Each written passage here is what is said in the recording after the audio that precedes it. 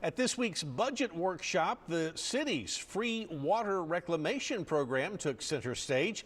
Now that's where residents can pick up treated wastewater for use at home.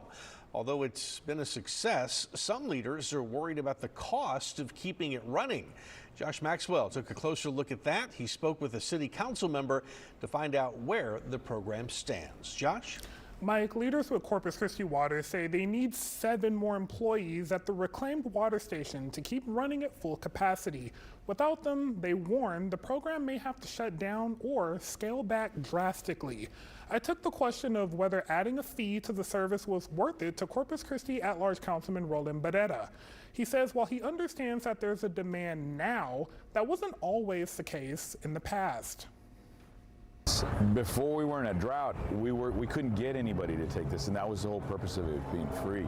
So I think if we were to charge now, it'd be no difference than, dare I say, price gouging, because there's a demand now, and so now it's true there's a cost associated with it, but when we were trying to conserve, we wanted people to take it off our hands because we were going to dispose of it anyway.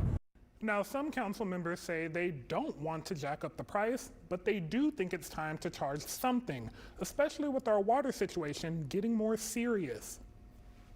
I think there ought to be a charge. I think it should be nominal. I think you're right. We want to get a couple of years into this. It's not their fault we ran out of water. I'm like Mark. I don't think it needs to be a huge amount of money, but I think you have to pay for your costs. I don't like it, but it's not fair for everyone else to have to pick that up. Now, the recycled water program's been a lifeline for landscapers and gardening businesses that need irrigation to survive, with some packing council chambers during public comment when the city was searching for answers.